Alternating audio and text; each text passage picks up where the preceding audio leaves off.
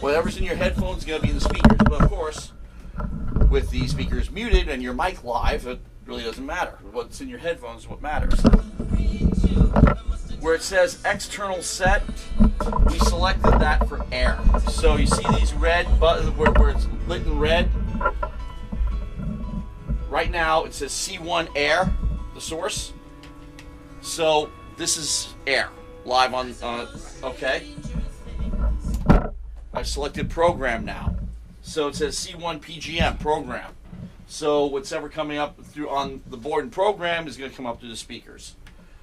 Audition likewise, okay? And if you remember how to use the delay, that's very important. Back to external set, aux util. Now the Q speaker is another animal altogether because I can plug in a set of headphones, which I have.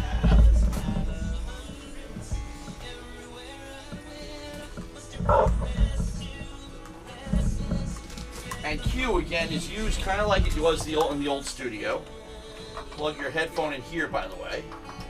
We are going to add a headphone amp so that other people can plug their headphones in.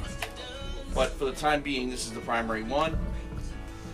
And like I said, I can hear what's going on. I'll turn the headphones up so you can as well. Okay, pretty loud. Now, I just hit the split Q button, so you should be able to hear them in one ear now. You hear nothing in one ear, right? I can hear it in both. Both ears? Okay. Oh, because I still have the headphones in program. Okay. Now I need two sources. Can somebody grab me 2 CDs? Or a record and a CD or something like that. I got both. Or 2 records. What do you want? Or 2. Alright, I got the Ventures. Oh, I good. got Lou Reed. You can't get much more USB than this. Okay. I'm sorry. And you know what? Now's a good time to show people how the turntables work. And they work.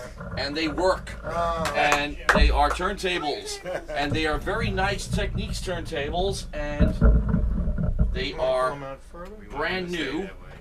Yeah, they're brand new. They come out through the drawer here. Okay. So I'm just going to throw one on live. And, yep. And throw that on. Okay, turntable 2. Turntable 2 is in program live. Okay, I'm gonna put the headphones back up. Hold on. Yeah, okay. Live. Now that's playing and setting up my segue, right?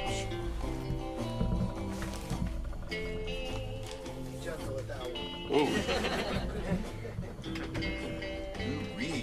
Nice. It's a live one. Good shit. Okay. So what do? I got turntable 1 set up 2. Live in 76. Q. Nice. Split Q. Unbelievable. Now I'm going to turn this down again so you can hear what's going on in the headphones.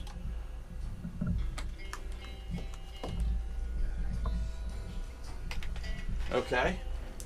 I got that in Q. Remember, potted down everything like that, but I can Q up.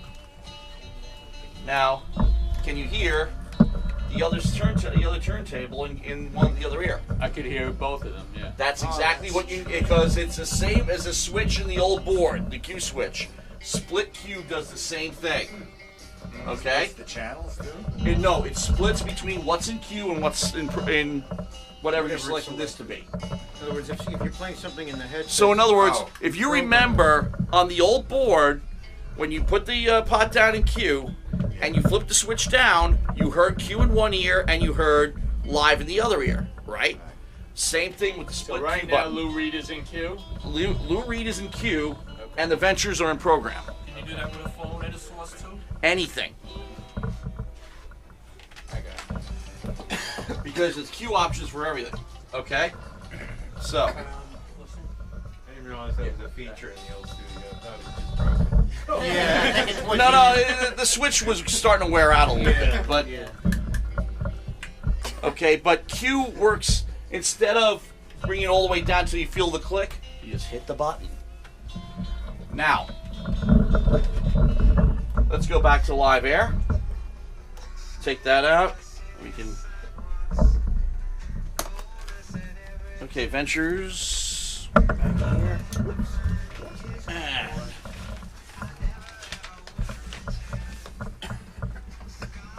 And read. Okay. I'll be right with you. Okay, no problem. It's not that heavy. So Matt, even though this is a different board than CR3, everything is the same in terms of, Functionality. so you have to push a button again to get out. Let's say you want to get out of program and into audition. You need to push to make sure program is off. Right. It just doesn't Right. pop Same as out in like there. the old Right. days. Yeah, it's Right. not on the old board. It was either or. You couldn't be programmed and audition at the same time. Here you can be. Why? Yeah. Why did he make it like that? I don't know. There are It reasons. took a while Okay, I'll to give you an get over example that. of one reason why that you might want to do that. Is because way back when I was board opping Yankee games on WABC, and there were two feeds that were going out from the main board. One was the network, which case you had carts. You were still using carts with WABC IDs on them and stuff like that. And the other feed was going out to another channel, which was going out to the networks which didn't have those. So that if your station was on the Yankees radio network, you didn't get WABC going into a commercial. Okay? That's the reason why these boards have all these features. We don't use them right now, but you never know when we might in the future. That's why the 4 channels make a sense. Okay? Syndicated. Why not? Now that we can, So listen, Just because you can. So some of us, I mean, I know me and Joe have a problem with the phones, getting them on the air sometimes. So Well, could you just quickly go through that? unfortunately, with the interface not here, you know what? If John's not taking calls on the air, I'll bring it in and I can show it to you. Because it, oh, by the way, another little thing. The entire campus is now voice over internet protocol. It's not copper lines, everybody knows that. That means that these regular run-of-the-mill Ethernet data cables are also your phone lines. Because when you plug a phone into them, the phone is on the network. And the phone itself is assigned to the number. Which is why Frank had to do a couple of mods, just like he did on the old phones, so that the ringer will shut down when you go live. But the ringer will go back on when your mic is off. There's another little feature that can be controlled by the main software that I added in, that any microphone, whether it's in here, CR2, or conference, if it's coming up through the board and it's on, only the mics in here will mute the speakers when I turn them on. But any microphone in the studio, if it's coming up through the board, that red on-air light will be on. When you see that red on-air light, that means there's a live mic somewhere. And it's now up to you to find out where it is and make sure it's off. It could be on any board. It could be from any source. It could be in there, it could be in conference, it could be in CR, depending on whether it's on the board or not. But mic 3 and 4 are plugged in, and if they're muted, the speakers will be muted, but... And it's another thing. I have these on Auto A and Auto B right now. I just turned them on. Notice, no mute. That's because it's all customized via the computer, via the software. It's not because 3 and 4 are selected, it's because it's a mic. So if I go to... Well, I got hit off. And the other thing about it is you cannot switch A and B with a channel on. You cannot wildcard with a channel on. When you switch events, the channel that's on will not change. Okay, these are all things to consider. If I got something running on the board and I turn the board off, that source will keep playing. Because it's run through the blade, not the board. The board is only an interface. And it's a nice little thing because So you can actually record. there's a secret reboot switch on this sucker. And it's not in Commander Data's armpit. But it is kind of like that.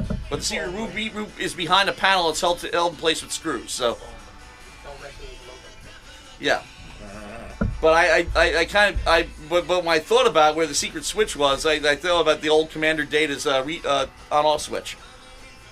But in any case, such a thing does exist. The power source is underneath there.